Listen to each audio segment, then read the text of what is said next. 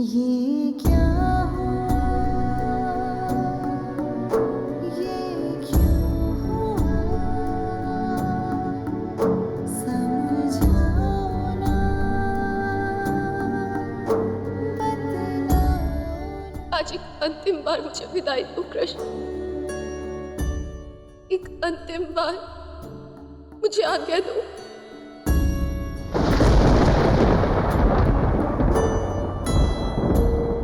जो मार तुम सदा के लिए करना चाहते थे वो आज सदा के लिए अलग हो चुकी है।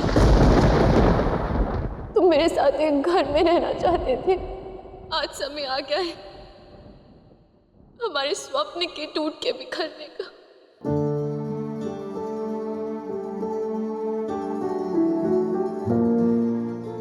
जो जीवन तुम मेरे साथ व्यतीत करना चाहते थे आज वही जीवन में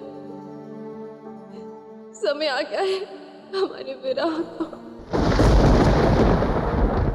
सोचा था क्या क्या हो गया, आज्ञा दो कृष्ण। कुछ खो गया, सब कुछ था जीवन में मेरे, जीवन ही मेरा खो गया।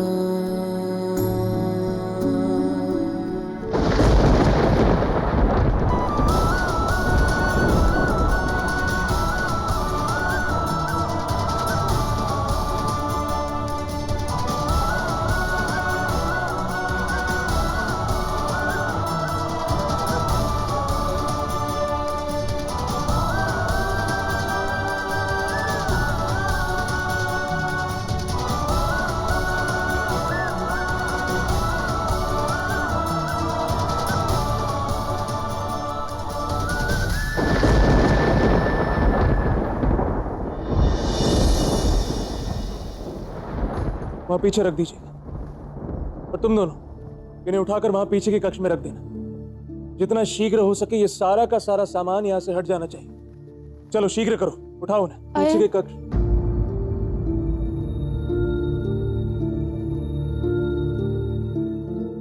राधा, क्या तुम मेरा एक काम करोगे? हाँ बोलो राधा। वो गांव के बाहर जो पर्वत है पंचमेघ की गुफा, हाँ मैं जानता हूँ, किंतु वहां क्या? वहां एक बहुत ही सुंदर पुष्प खिलता है, वो मेरे लिए लाओगे? विवाह की वेदी पे जाते हुए मुझे उसे अपनी वेणी में सजाना है। इतनी सी विनतियां हैं, ले आओ ना। ठीक है राधा, अब यदि तुम्हारी इतनी ही इच्छा है तो ले आऊंगा, क्योंकि तुम्हारी इच्छा मेरे लिए सर्वोपरि है।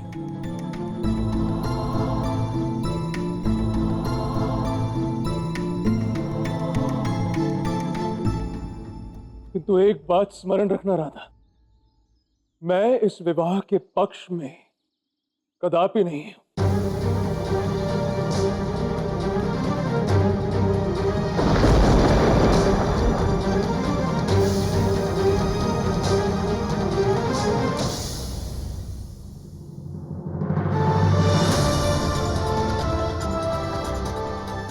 महाशरण आने को है कृष्ण, और तुम्हें अपनी राधा को संभालना होगा।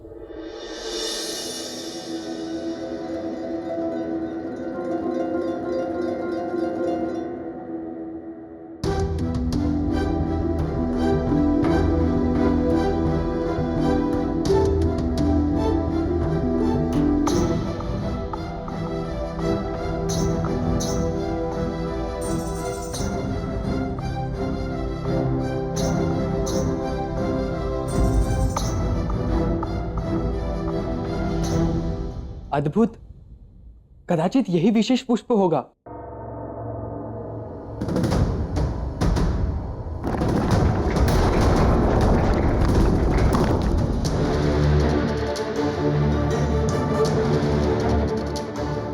इसे क्या हुआ?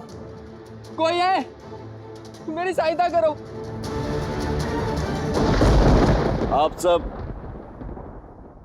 इस बात से अवगत है कि शीघ्र ही मेरी प्यारी पुत्री राधा का विवाह संपन्न होने वाला है। अर्थात मैं वृद्ध हो रहा हूं। जीवन में कभी भी कुछ भी हो सकता है, ये कोई नहीं जानता। कल को मुझे भी कुछ हो सकता है, मुझे कहीं जाना पड़े या फिर कोई और कारण, तब बरसाना के मुखिया का दायित्व कौन संभालेगा? कौन बनेगा बरसाना का अगला मुखिया? इसी का निर्णय हमें आज यहां लेना है, ताकि भविष्य में इस बात को लेकर व्यर्थ में विवाद ना हो, कोई समस्या ना हो। आप सबके पास दो विकल्प हैं। या तो आप मेरे पुत्र धामा को अगला मुखिया स्वीकारें, या फिर मुखिया पद के लिए चुनाव भी किया जा सकता है। कोई चुनाव नहीं होगा, ना ही दामा मुखिया बनेगा।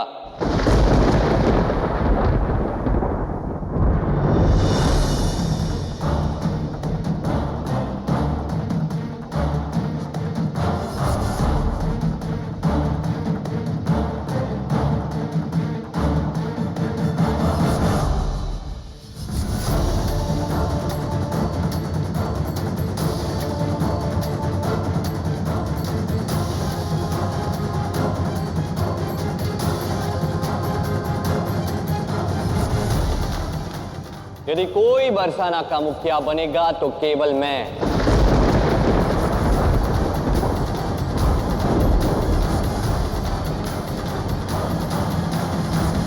अरे जब से मैं आया हूं क्या कुछ नहीं किया बरसाना के लिए?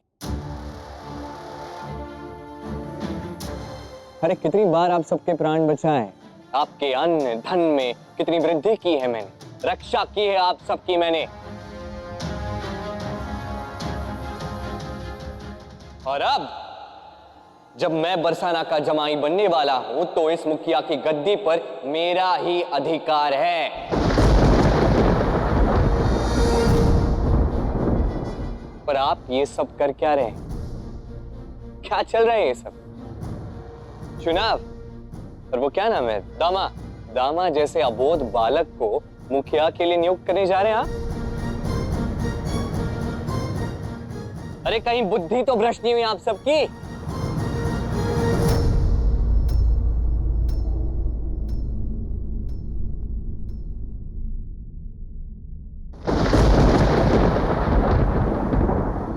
कृष्ण, ये तुम क्या कह रहे हो? मैं वही कह रहा हूं जो सत्य है, वही कह रहा हूं जो सही है, वही मांग रहा हूं जो मेरा अधिकार है। कृष्ण, यहां निर्णय तुम्हारा नहीं, समाज के लोगों का है, प्रजा का है कि उनका अगला मुखिया कौन होगा। ये समाज का निर्णय होगा, ठीक है, तो केवल बरसाना के ही लोग क्यों? आसपास जितने भी गांव हैं उन लोगों से पूछते हैं, उनके मुखिया से पूछते हैं, तब होगा ये समाज का निर्णय। शेष सभी गांवों के लोग यहां क्यों आएंगे? मैं हूं ना, बरसाना के होने वाले मुखिया ने उन्हें निमंत्रण भेजा है, आते ही होंगे।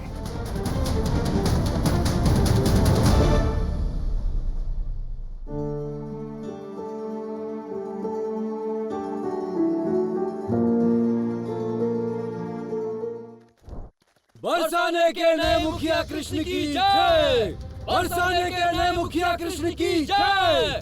बरसाने के नए मुखिया कृष्ण की जय। बरसाने के नए मुखिया कृष्ण की जय।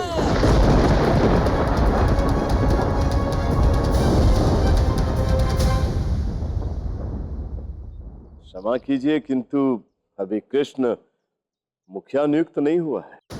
किंतु हमें तो यही संदेश आया था कि कृष्ण को नया मुखिया घोषित किया गया है और विवाह के पश्चात वही इस गद्दी पे बैठेंगे।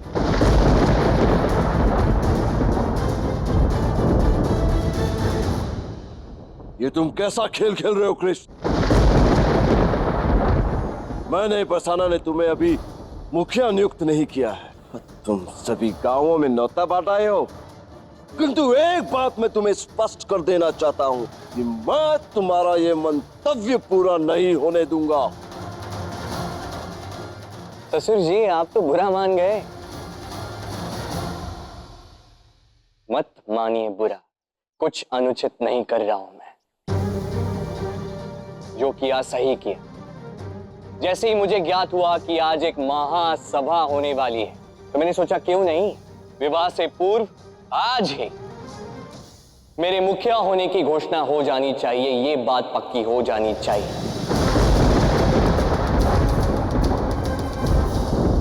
अन्यथा कल आपकी पुत्री से विवाह करके मुझे क्या लाभ।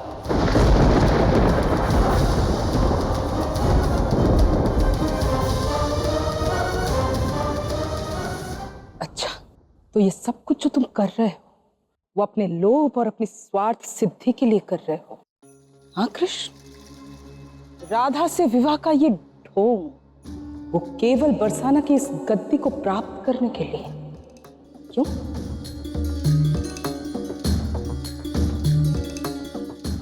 अर्थात तुम हमारी राधा से प्रेम करते ही नहीं हो। प्रेम का अपना स्थान है, किंतु क्या प्रेम के लिए मैं अपना अधिकार छोड़ दूं? अरे एक ऐसी बात हुई। मुखिया की पुत्री से मेरा विवाह होने जा रहा है।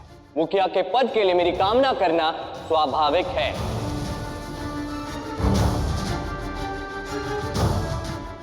अब शीघ्र कीजिए, मेरे पास अधिक समय नहीं है। शीघ्र घोषणा कर दीजिए कि कृष्ण ही मुखिया बनेगा।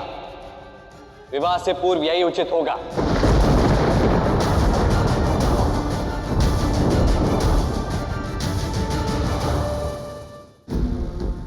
सुन लीजिए वृषभान जी, अपने कानों से सुन लीजिए, अपनी आंखों से देख लीजिए। एक समय था जब मैंने आपको चीख चीख कर कहा था कि ये कृष्ण ये राधा के माध्यम से बरसाना की इस गद्दी को प्राप्त करना चाहता है, परंतु आपने मेरी एक न सुनी। आज देख लीजिए वृषभान जी, ये धूर्त कृष्ण अपना रंग दिखा रहा है।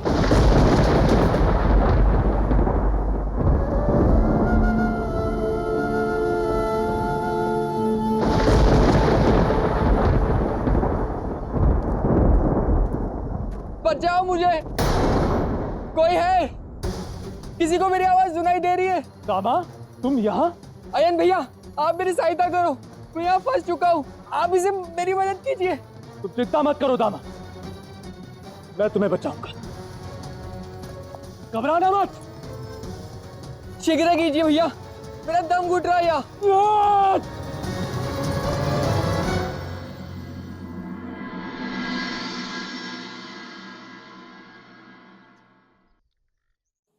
देखो राधा,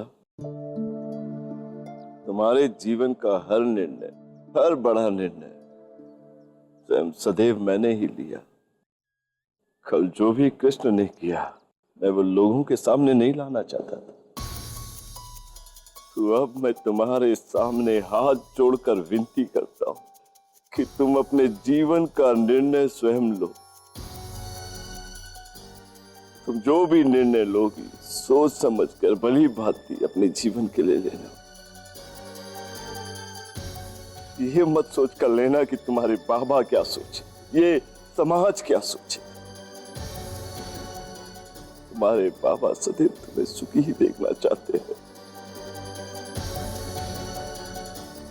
और मुझे नहीं लगता कृष्ण जैसे सोच रखने वाला व्यक्ति तुम्हें कभी सुख दे पाएगा।